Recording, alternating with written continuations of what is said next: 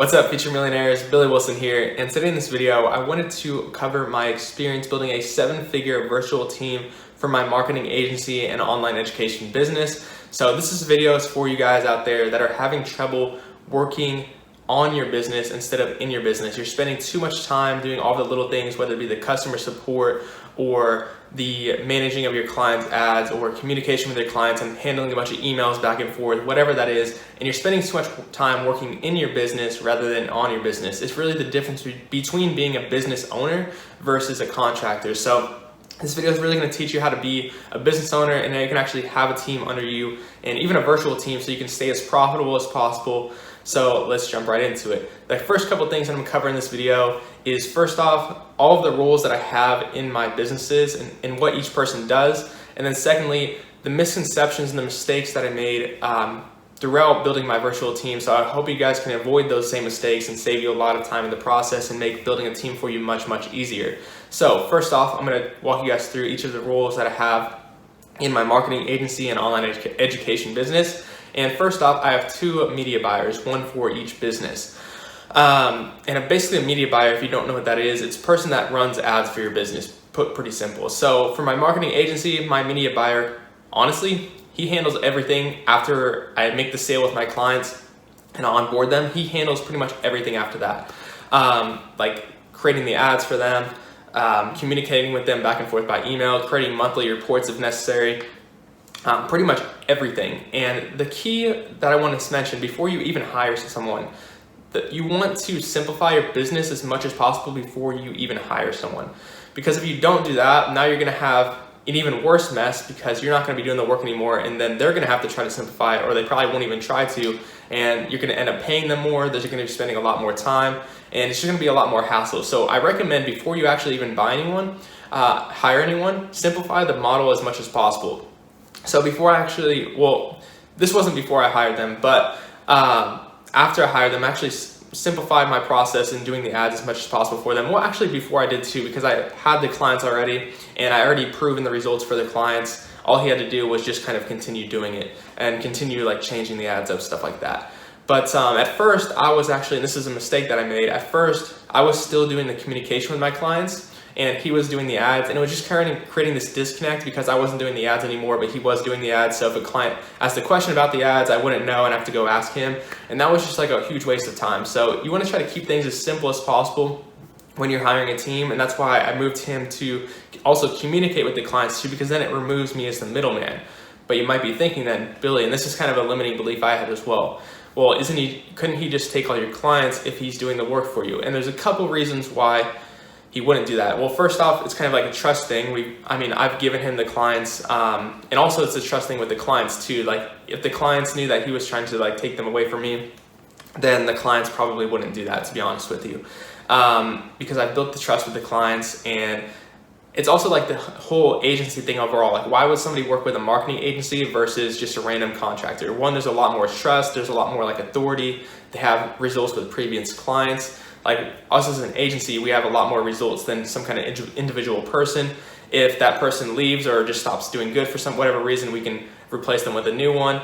Also, a lot of times, the agency provides a place for people to learn. So with this person that's working with me, they're also learning while doing it. So they're getting a benefit of learning from me. So, and also at times, if they're having problems, the media buying person is having problems, they can come back to me, like the head of the agency, and get better help on the strategy versus just being kind of stuck on their own. So there's lots of different reasons, but even if you're still worried about it, you can always put a contract in place so that you're 100% sure that they can't take your clients, and you can just put a contract in place with your media buyer or whoever is managing your clients' ads, and have the contract in place say that you can't, any clients that I bring you, you're not able to take on by yourself. Pretty simple. Okay, so another point I want to make about a media buy for your marketing agency is, this is a huge misconception I had at first as well.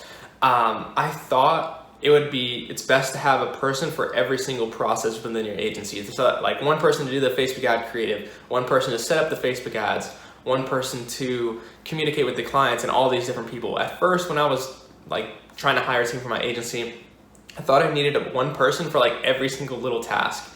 And that is a huge misconception and a mistake that I want you guys to avoid. You don't need to hire a person for every single little task. It's actually better to hire as few people as possible for a couple different reasons. And the reason that I thought hiring a lot of people was better, because if you lose someone, you only lose that one kind of piece, right?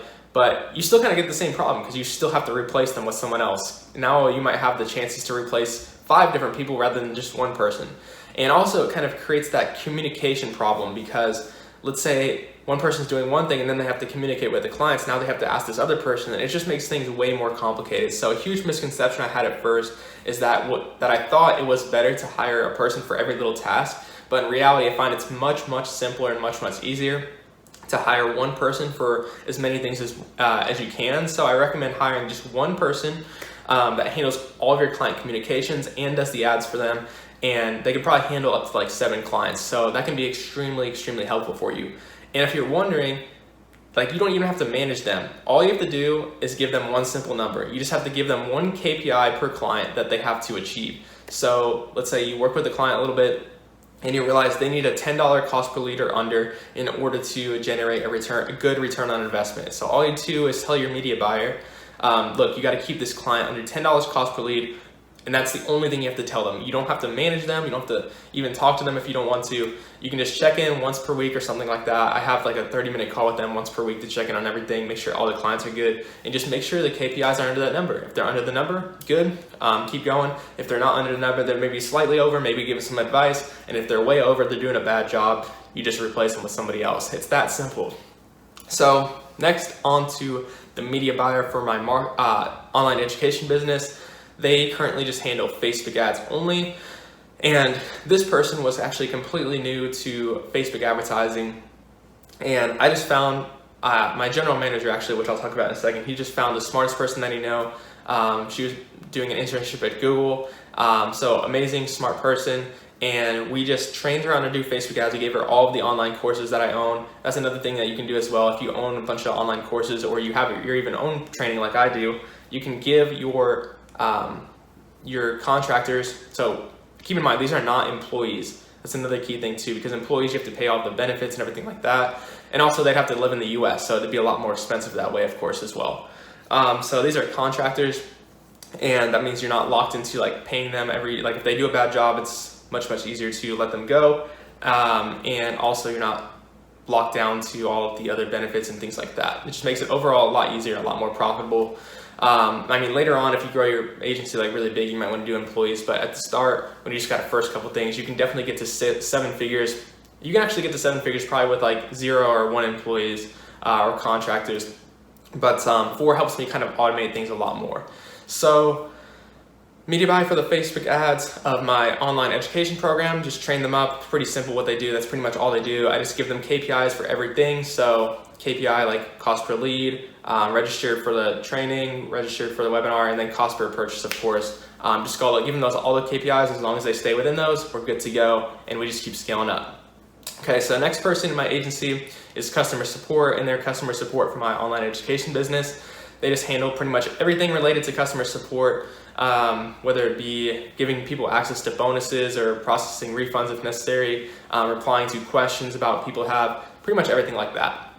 And then the last and most important person that I have, of course, is my general manager, and this is Nicole. You can maybe find him on Instagram or something like that, but he's the best overall, honestly. He's like my main man as far as the business goes, and he just helps with pretty much, honestly, everything in the business. He's pretty much just like a duplicate of myself, and just helps me with anything that's necessary and anything within the business. It's really nice to have one of those people that can do everything for you, and at the beginning, that's kind of the main person that you need.